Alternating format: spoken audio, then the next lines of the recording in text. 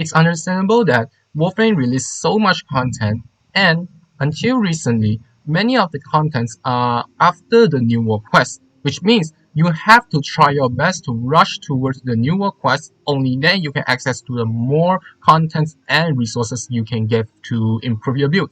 Now, it's true that for many beginners, they might have issue on how to push themselves toward these kind of late game contents, especially when talking about late game, many people will think about the steel path, which is why for many beginners, they might struggle how to first approach the steel path, or in other words, what should they prepare first before they get into this kind of high level contents. This video, I will try my best to explain how should a beginner prepare for the late game, which is mostly starting from the steel path contents. If you look through many of the guides, they will say that the first thing you do is try to farm the Vitus Essence from the arbitration, because you can access the Galvanized mod, which is essential for the high damage build. If you're a beginner, you might believe that's true. But as a veteran player myself, do I really recommend you to do this? Absolutely not.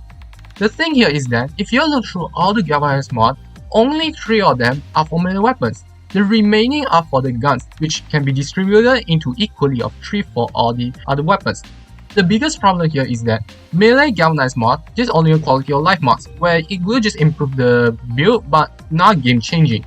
Gun on the other hand, among the 3 Galvanized mod, only one is the one that you really need the most, which is the Galvanized Data Chance mod, or we usually call it as the Gun CO. The reason why this mod is so important in the late game build, not because of how broken it is, it's just that this mod can open up the high damage ceiling for your build, which mostly the gun naturally don't have it. If you check on your current build as a beginner, you may notice that gun never access to such a high damage ceiling mod, but melee weapon already have, which is Condition Overload.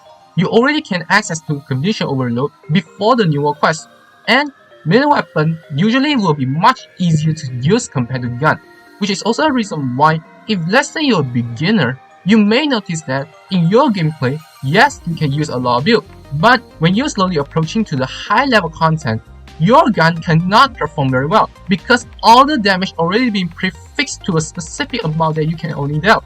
But Condition Overload can scale based on the number of status on the enemies, thus it will increase the maximum damage. This is also a reason why in the late game content, you can notice that almost all build will need to use CO mod, no matter it's the gun or melee weapon. And this is also a reason why many guys keep on pushing you to getting the Galvanized mod. To put it more precisely, they're not targeting you for all the Galvanized mod. They just only want you to get one single Galvanized mod, which is the gun CO, because only then gun can have a competition with the melee weapon. Otherwise, without this mod, melee weapon is the only choice you will need to use in the late game content.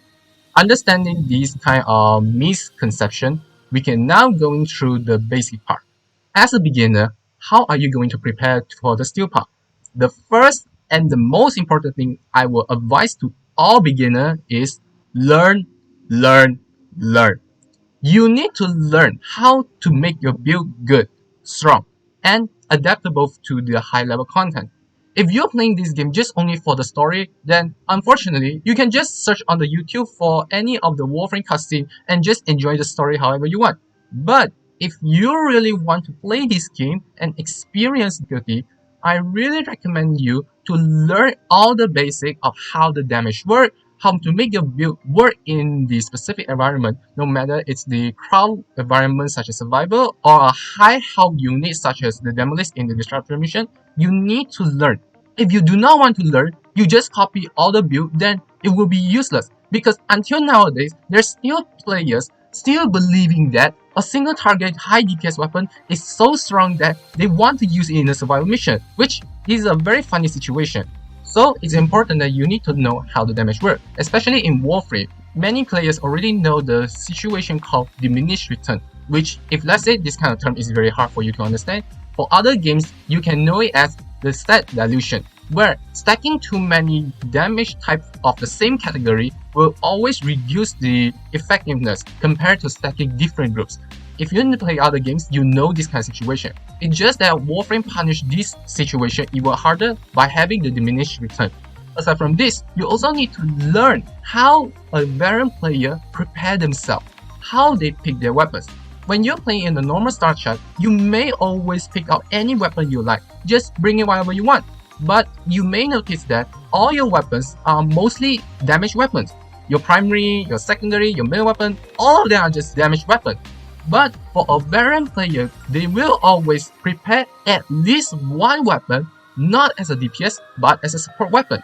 From a beginner perspective, you might not know why they need to sacrifice one slot for a support weapon. But like I mentioned in the very beginning, gun cannot perform well without the gun CO when entering the high level content. And under this kind of situation, do you think that bringing a DPS weapon will surely work in the high level content? Surely not, right?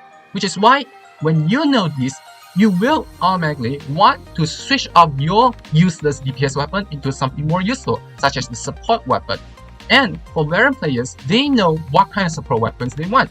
Maybe they want a primer to prime as many status as they can for their main DPS weapon to have high damage without sacrificing their own mod slot for the status problem. Or maybe some weapon that can armor stripping, let's say the vest slot in the melee weapon category.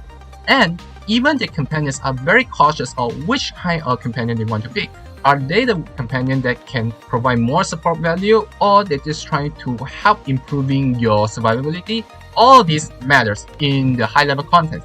And this also including your Warframe, because sometimes your Warframe can be the offensive side, while others will be more on the supportive role. You also need to know that what kind of Warframe you need to pick, so that you can maximize the value for your build, whether your main DPS are your weapons or your Warframe. To show you that it's possible as a complete beginner that haven't access to any late game content can play in Steel Path Mission, I will show you a full progress of how I play as a beginner for you. In my build, I will try not to use any other prime mods that can be accessed from the Baroque tier, but you may see I will be using some of the sacrificial mods, but I'll try to use as minimal as possible. So, enjoy!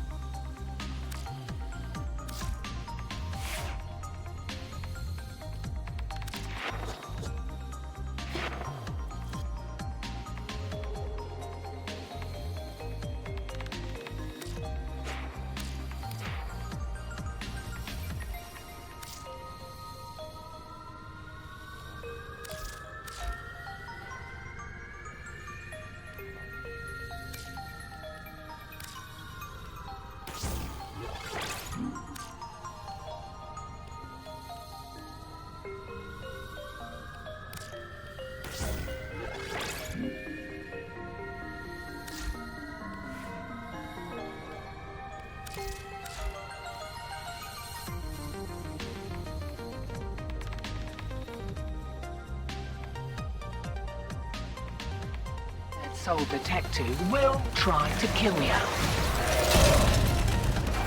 Give that console the old bypass so we can get this thing started. This isn't your regular fault job. Allied thieves sold the conduits with interference routines specifically designed for the Kenner. Things might get a bit are carried by high-ranking muckety mucks. Knock them down. See what they've got.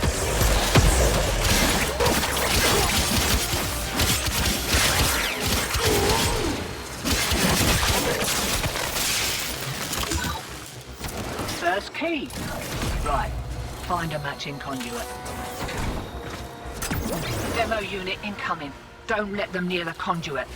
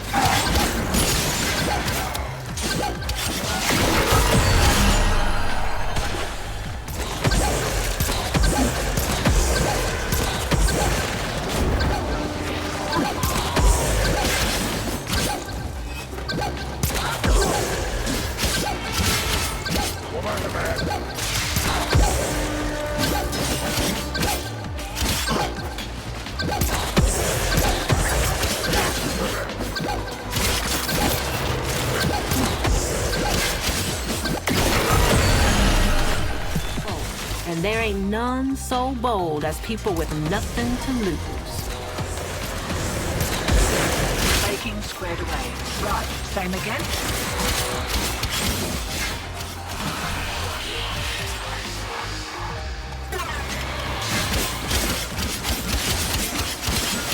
Eyes open, sunshine. Here we go.